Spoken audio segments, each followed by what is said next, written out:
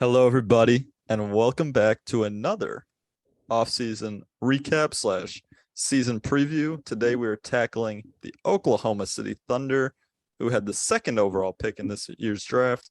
And as we know, their executive of the year to be Sam Presti is always busy with the trades and the draft picks. This year was no different. They took 4 selections in the draft. But without further ado, let's just get right into their big 4, like we've been doing with every other team. Before I start, actually, this has a visual component. So if you're listening on Apple or Spotify, YouTube is the place to be for these in particular. There's a great visual slideshow that we've put together to go along with it. So if you're there, pause it on your podcast feed and head over to YouTube and pick it up there. And welcome to the Oklahoma City preview review. The big 4. Dove, why don't you start us off with number 1 and tell us why he's number 1. They've got some guys who they've drafted high up, given big contracts, but number 1 is Shai Gilgeous-Alexander. Tell us why. Man, I mean, there's so many things you could say in 2 minutes about Shai Gilgeous-Alexander.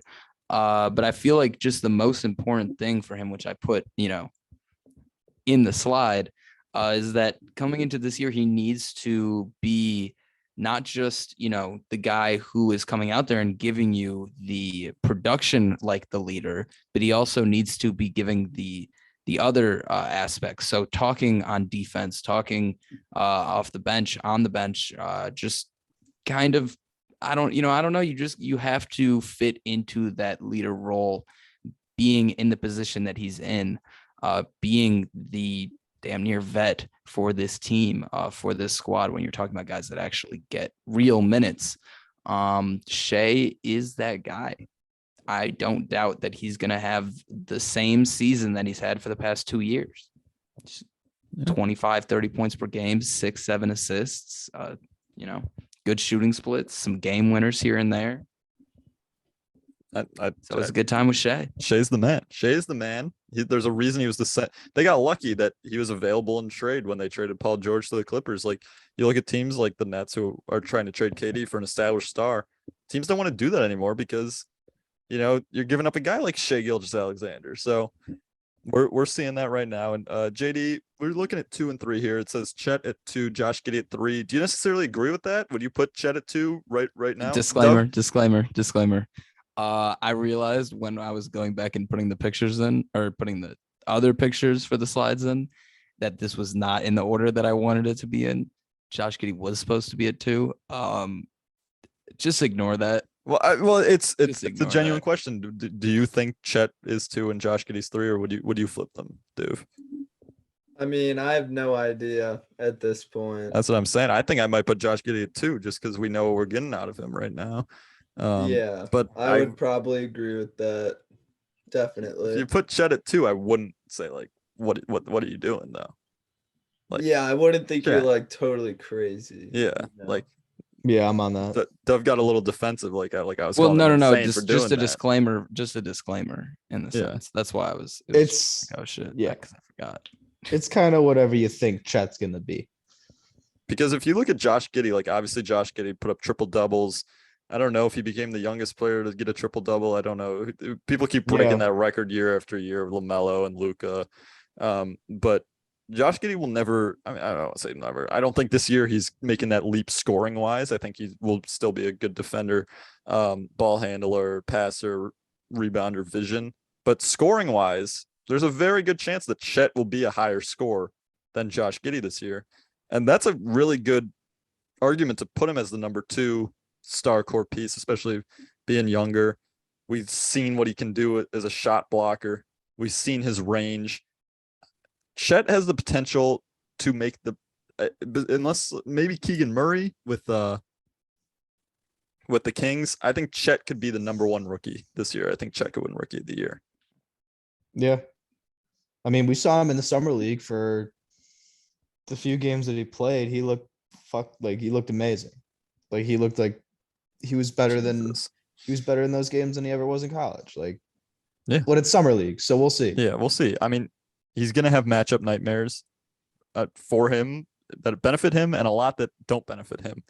But I think he's already bulked up. I think he knows what it takes to be an NBA player. I think he's willing to make those sacrifices. I think that's what a lot of people don't think about him.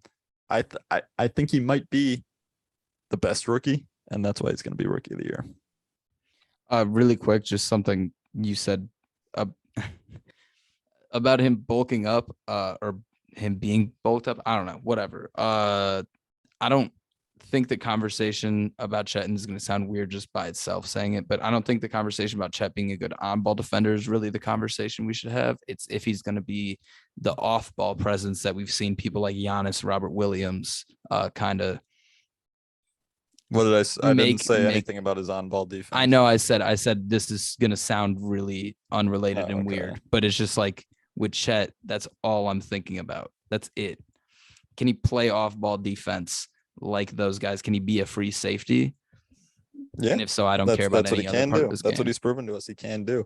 And obviously we talked Josh Giddey. He's a hooper. Don't tell him to breathe. The Canadian or the Australian Jason Kidd. Canadian. I was thinking of shut. No. You know the memes. You know his TikToks. Shuts out Josh Giddey. Don't tell me to breathe. They're hilarious. I recommend just scrolling through his TikTok, and every other video is him, Drake audio. Don't tell me to breathe, and it's hilarious. It's hilarious. No free promo, but like Josh Giddey's TikTok is a delight. It's not a corporation. It'll just give him a promo. It'll just make you smile. We'll let this one pass. Yeah. But let's move on to the number 4, who was probably the number 1 a couple seasons ago when CP3 was on the team. Or I guess the number 2 behind CP3, just with the inconsistencies of playing time with Shea that year.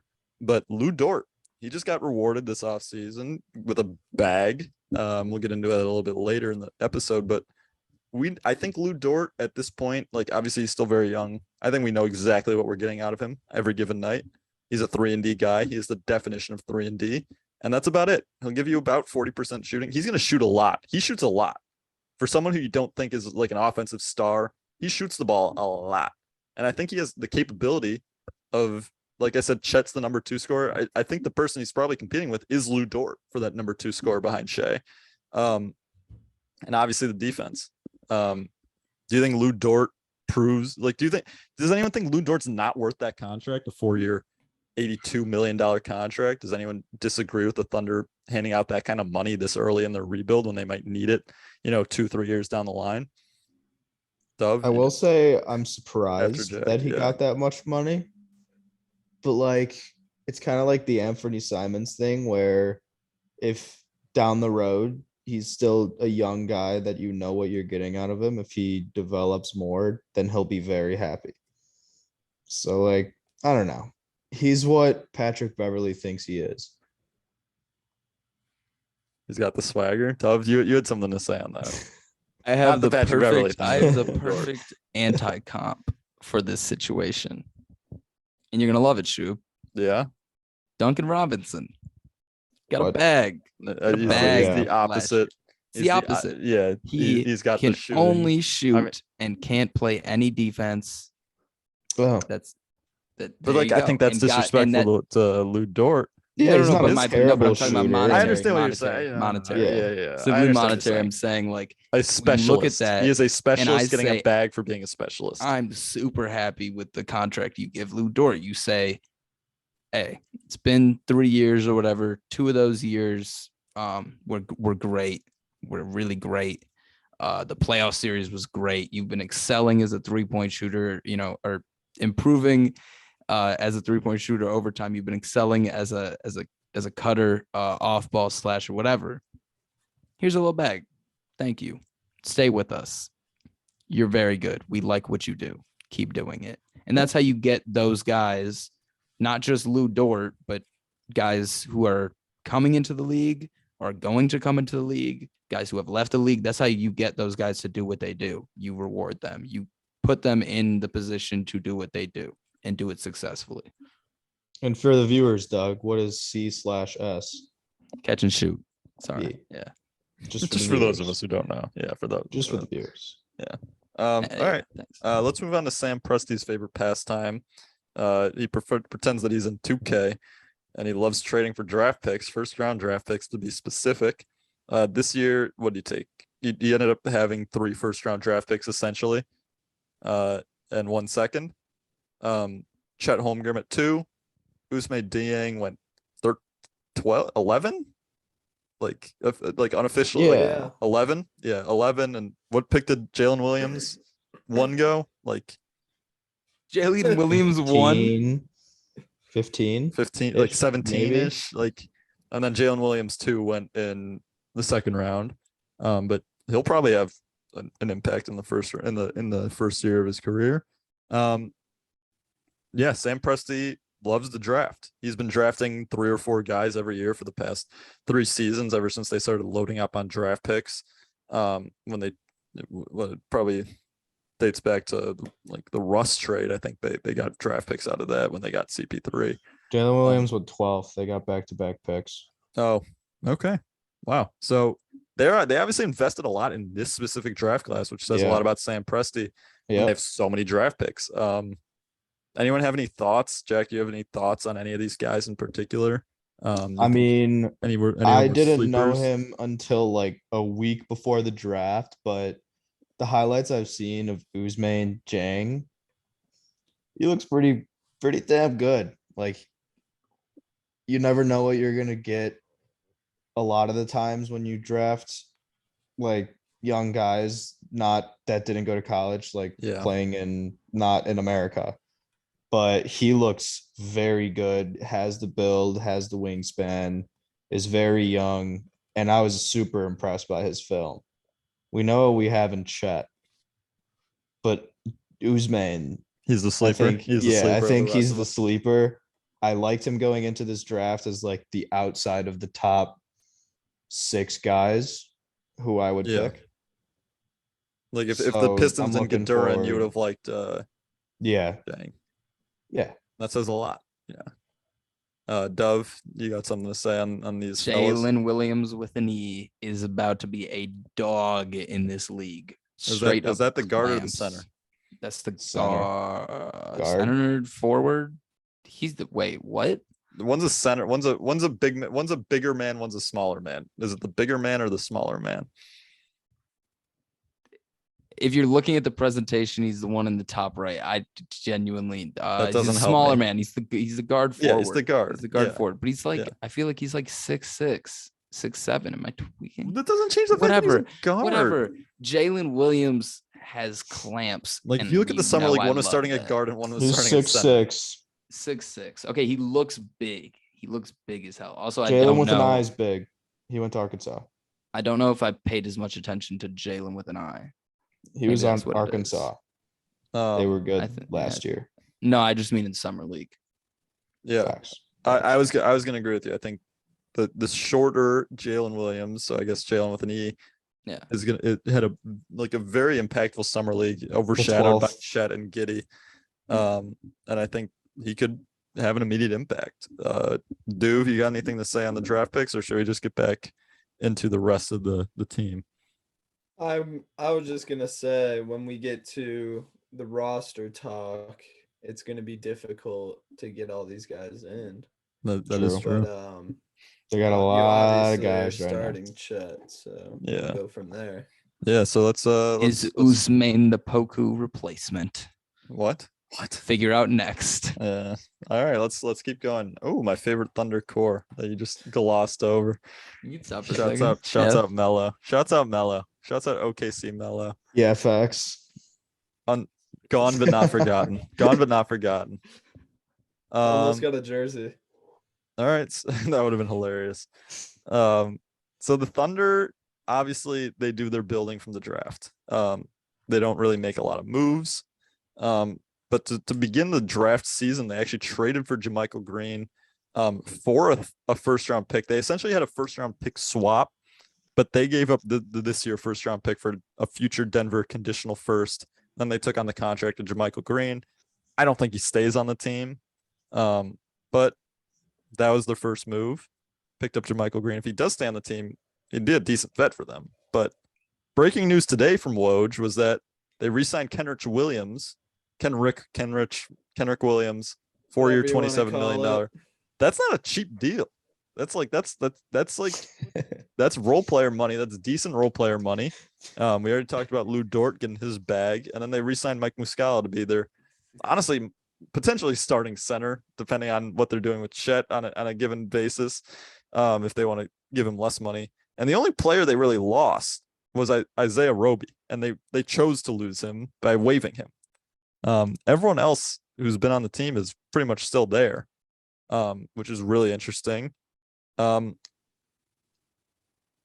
Any thoughts? Like, is that the right move? Like, obviously they're a very young core. Like, was the right move? Waiving Isaiah Roby? Yeah, like, Yeah, I'm like, confused. like essentially just running it. They're just running it back with the same team. They're running it back with the same team minus Isaiah Roby. Add their draft picks. Some good draft picks. It's Like, very is good. it draft just- picks. You just And play also- the waiting game. Like, They Also- got Chet, they got Uzme, they got Jalen. Yeah, like and then they got Jalen. and they also still have very, very good players developing on their team. But Yeah, hold Giddey's on. gonna get better. Before we move on to that, really quick, you said the Kenrich Williams contract wasn't cheap at like 6.7 million a year over That's 4 good money. years. $7 mil per 4 years. Yeah, that's It's good value. I Good feel value, like but, you like- are strongly underrating Kenrich Williams on a contending team. No, the Nugget. I would have Contending loved the Nuggets to pick him up. Oh, I Yeah, I'm think saying like, I think I one of think, these but I teams- also think he's really good in his Sixers. role. Like, I don't think he's gonna really blossom beyond his role. I think his role of a 3-and-D guy, getting no more than 25 minutes a night, is what you're gonna get out of him. And when you're paying a guy $7 million a year for the next 4 years, it's similar to the Lou Dort deal. He's getting 20 over the next 4 years. And you're on this path with all these young guys, and you're running it back with these young guys. Obviously, you're not going to bring back all of them. That's a fact. But it's an issue that, like, the Hawks had, where they just had to dump off these young guys for nothing because they couldn't afford all of them. And when you're looking 4 years from now, and these rookie contracts are up, and you need to re-sign players, that $7 million that Kenrich Williams is getting might be pretty important. Obviously, you want to keep him He's around. super but, movable because that's my point. Like, I like, contenders, every I'm not- team is over the cap this year. I don't know if you've seen that. Like, they can't trade for a $7 million guy. Like, obviously he deserves it, but, like, for the Thunder, it just seems like a strange move, like, that they commit to a guy who you're saying could have an impact on a contending team like the Sixers, but, like, he's not getting traded there. They just gave whatever's left to James Harden. Yeah, no. I'm They literally traded. They literally signed him for whatever's left. They don't have money. Like, the contenders don't have money to pick up a Kenrich Williams. I love him. Money for PJ Tucker. Yeah. I was just making sure we were showing Kenrich Williams some love. Yeah, no disrespect to him. Yeah, that's Like- that's all. It's just like, and goodbye, Xavier Simpson. Oh, Yeah. yeah, you forgot to say that too. Well, that's because I just didn't know if he was gone or not. We don't. Yeah, fair. But But yeah, I mean, yeah, I mean, I like, Isaiah Roby, is he really going to be missed that much? Like, you got so many guys who can take his spot. He Not won't that be he's a bad missed. player. He Yeah, won't be but- missed. I mean, yeah. Not that he's a bad player, but I kind of agree he won't be missed. Man, Shouts some out Seattle beautiful Supersonics. images. yeah, I mean, let's just get right into our rotation talk for the Thunder. This one will be interesting. I don't Very know. interesting. I like, who's the coach of the Thunder right now? Why am I blanking? Not Billy um, Donovan. It's not Billy Donovan anymore. I know that. This is Googles. interesting. It's Mark Daignault. Mark Daignault. Yeah. Daignault. Okay, so I don't No. know. Like they kind of ran a deep rotation up until the end of the season, where they were literally running a 5-man rotation, because they didn't want any of their young guys getting hurt, and Xavier Simpson was playing the entire game. Facts. Which he loves. But Good for they got Xavier. a lot of guys who might need minutes. Let's just, for the sake of the pod and time, let's go with 10 guys. Starting lineup 1 through 5. You might want to pull up the roster right now. I'll give you a second to do that if you haven't already, because that's going to be very helpful. Oh, I'm way ahead of you. Yeah. Yeah. So does anyone have their starting lineup and their bench guys right off the rip? Does anyone have that right now? Yes. All right, Dove, take it away. All right. I think we all know the 1 and 2 is some form of Shea and Giddey, whoever, is getting the main ball handling role or name. We don't know. But 1 and 2, Shea, Giddey.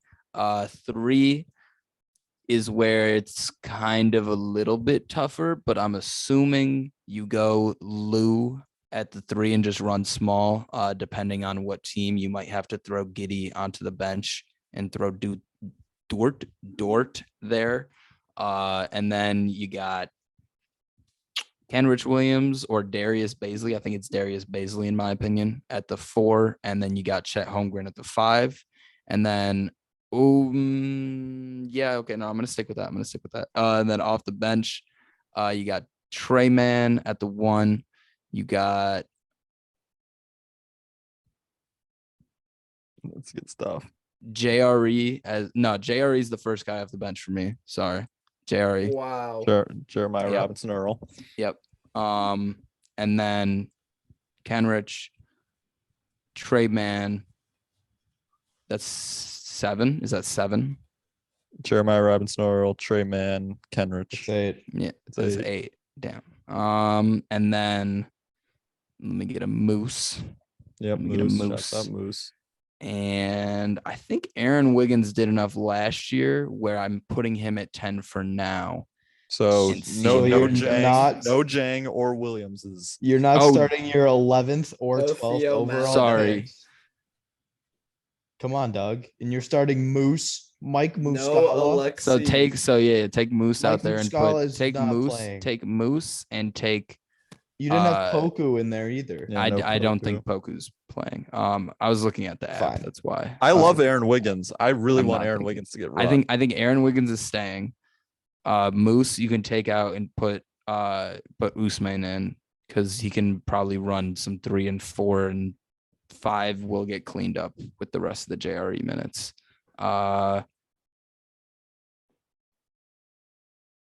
But that's a genuine question. Like, where do you put in Jalen with an E? I don't know. I think knowing the gets Thunder left and what off they for were doing now. last year, I think there's going to be a lot of games where Jalen Williams might get 25 minutes, and then the next game he'll be a DNP coach's decision. Yeah. Like just with especially with their game scripts and stuff, like with blowouts and either way in close games, who they want closing games, who they want in blowouts. They have the flexibility with them sucking to do whatever they want in that regards, like rotation wise.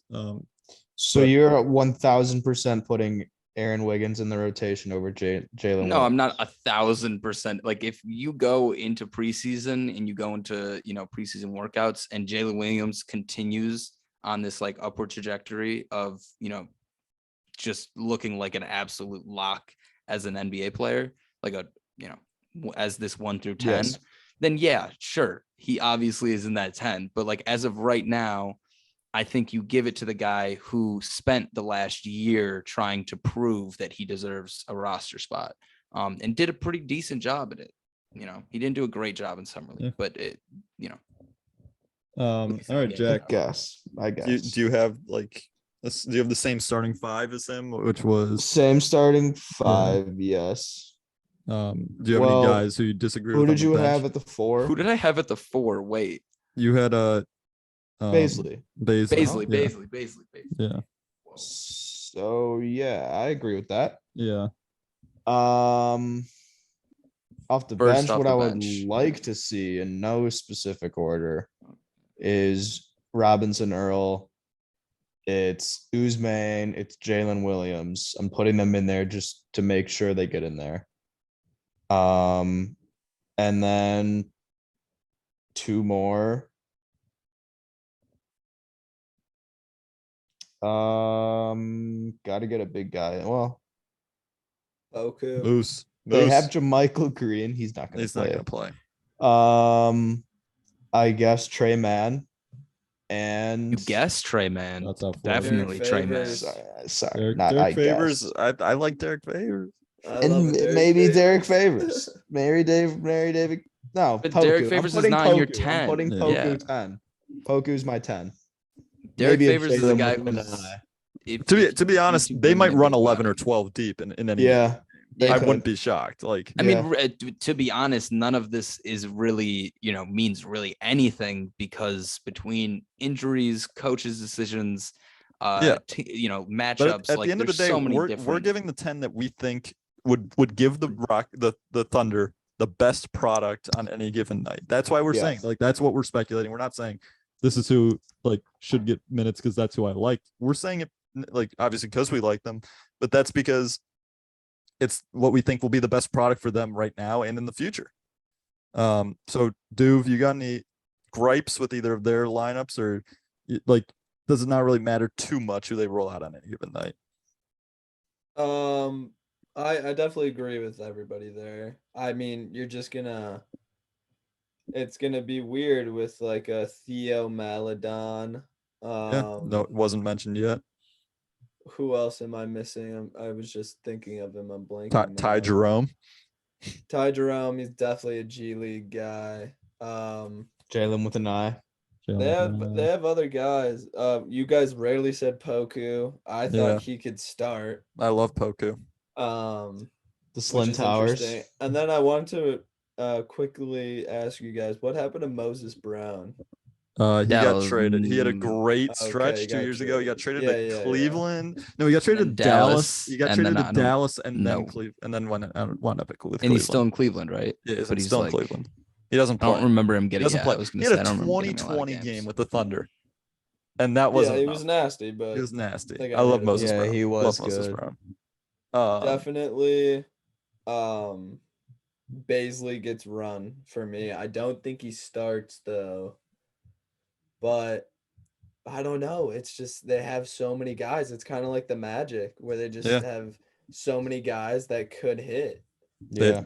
Arguably And too many. if they hit homes, if they hit Especially home with all the runs on a picks. couple, then they're golden. Yeah. But They need to hit franchise level guy on one of these guys so they can choose someone to truly build around. Yeah, but Like they better start choosing that pretty soon, or else every single one of these picks that they're doing will be for nothing. Well, I mean, Yeah. they have time because they have multiple first round picks for the next 8 years. You're saying I know we don't have too much time, so we won't get Yeah. too into it. But you're saying that they have time. However, I don't know. They have We 2 don't years. know for fact. We don't know for a fact. But 2 years isn't we that do long. keep seeing Shea pop up in trade rumors. We do keep seeing like every single year. Oh, Oklahoma's looking at this guy and this guy and this guy next year. Oklahoma. It's like, when is it going to end? I know that they have time, but if Sam Presti does this for another year and another year, like how are you gonna tell me? Well, that that's it's what I going was. to That's why I was Depends. saying they have to choose the franchise player to build around, because Do then it you can now. package these young guys and get surrounding cores to complement them. That's think That's if- why I brought it up. I think if Giddy and Chet end up being that dynamic duo that they choose to build around, then Shea will get traded. That's a fair point. Last thing I want to Next year. say, my starting lineup. I got Jeremiah Robinson Earl starting next to Poku. I want to shout him out. Yeah, I got before him we starting end it. and I also starting next to Chet, Jeremiah Robinson Earl. And Chet. I also have Poku in the rotation. I have as many, like I'm switching it up every night. Honestly, I can't even commit to any guys besides those guys, and obviously the other guys starting Giddy and Shea. But that'll pretty much conclude this week's episode, or today's edition, the Oklahoma City Thunder. We're not even going to bother doing predictions because they are going to be a bottom 3 team in the West yet again. And yeah, that's about it. So thank you all for listening. Keep up with us at Hustle and Hoops on Twitter and YouTube, and we'll see you all next time.